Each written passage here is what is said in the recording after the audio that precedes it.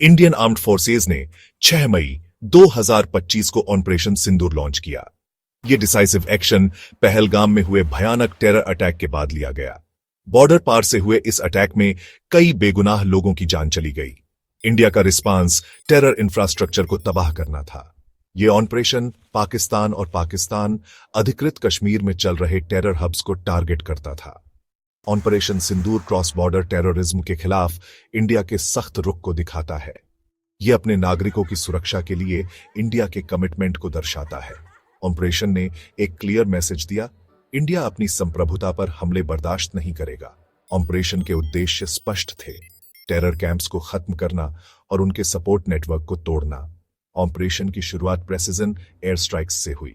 ये targeted locations खुफिया जानकारी के आधार पर चुने गए थे। टारगेट्स में ट्रेनिंग कैंप, गोला बारूद के ढेर और कम्युनिकेशन सेंटर्स शामिल थे। इन स्ट्राइक्स का मकसद टेररिस्ट्स के ऑपरेट करने की क्षमता को खत्म करना था। ऑपरेशन में इंडियन आर्म्ड फोर्सेज की कई ब्रांचेस शामिल थीं। इसमें इंडियन आर्मी, इंडियन एयरफोर्स और इंडियन नेवी शामिल थीं।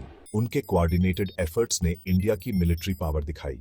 ऑपरेशन ने कॉम्प्लेक्स मिलिट्री ऑपरेशंस को अंजाम देने की इंडिया की क्षमता का प्रदर्शन किया। ऑपरेशन सिंदूर ने कई अहम टेरर टारगेट्स को सफलतापूर्वक खत्म कर दिया। बहावलपुर और मुरीदके में 9 कन्फर्मड टेरर कैंप तबाह कर दिए गए। ये कैंप टेररिस्ट्स के लिए ट्रेनिंग ग्राउंड का काम करते थे। इंडिया पर हमले प्लान करने और लॉन्च करने के लिए भी इनका इस्तेमाल किया जाता था। इन कैंप्स के तबाह होने से टेररिस्ट ऑर्गेनाइजेशंस को बहुत बड़ा झटका लगा। ऑपरेशन में 100 से ज्यादा टेररिस्ट भी मारे गए। इनमें यूसुफ अजहर और अब्दुल मलिक रऊफ जैसे हाई वैल्यू टारगेट्स शामिल थे। अजहर IC-814 हाईजैकिंग का मास्टरमाइंड था। रूफ ने पुलवामा ब्लास्ट में अहम भूमिका निभाई थी। इन टेररिस्ट्स के खात्मे से इन ऑर्गेनाइजेशंस को करारा झटका लगा। टेरर कैंप्स के अलावा 11 पाकिस्तानी एयरबेस भी तबाह कर दिए गए। ये बेस टेररिस्ट ऑर्गेनाइजेशंस को लॉजिस्टिकल सपोर्ट देते थे। इंडिया पर हमले शुरू करने के लिए भी इनका इस्तेमाल किया जाता था। इनके तबाह होने से टेररिस्ट्स के ऑपरेट करने की क्षमता बहुत कम हो गई। ऑपरेशन ने लाहौर और गुजरांवाला में रडार इंस्टॉलेशंस को भी निशाना बनाया। ये इंस्टॉलेशंस पाकिस्तान के एयर डिफेंस सिस्टम के लिए बहुत जरूरी थे। इनके तबाह होने से पाकिस्तान की इंडियन एयर स्पेस पर नजर रखने की क्षमता बहुत कम हो गई। इससे आगे के इंडियन एयर स्ट्राइक्स का रास्ता साफ हो गया। ऑपरेशन सिंदूर पर इंटरनेशनल रिएक्शंस मिले जुले थे।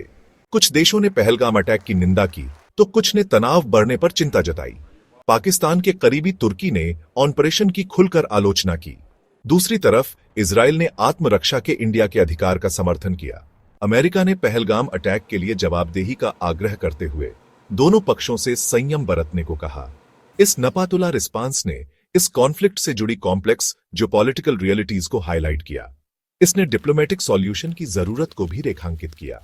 ऑपरेशन के दौरान गलत जानकारी और प्रोपेगेंडा, खासकर सोशल मीडिया पर, बहुत ज्यादा फैला। अक्सर कॉन्टेक्स्ट से बाहर की तस्वीरें और वीडियो गलत कहानियां फैलाने के लिए शेयर किए गए। ऐसा ही एक दावा जलते हुए MiG-29 की एक तस्वीर के बारे में था, जिसे गलत तरीके से पाकिस्तानी कार्रवाई बताया गया।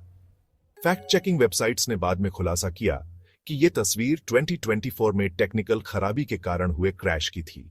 Press information bureau of India ने कई गलत दावों को एक्टिवली डिबंक किया। इन दावों में गिराए गए इंडियन राफेल जेट्स और तबाह हुए इंडियन ब्रिगेड HQ के बारे में दावे शामिल थे। PIB ने लोगों से सही जानकारी के लिए आधिकारिक सूत्रों पर भरोसा करने का आग्रह किया।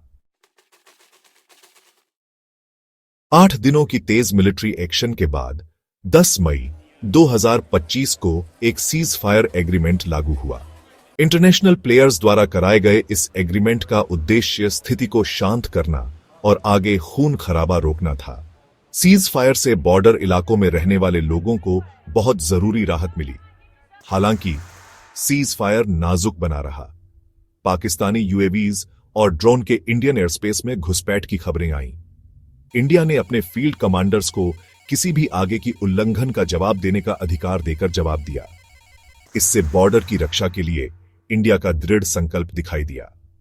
ऑपरेशन के बाद बॉर्डर इलाकों में धीरे धीरे जीवन सामान्य होने लगा।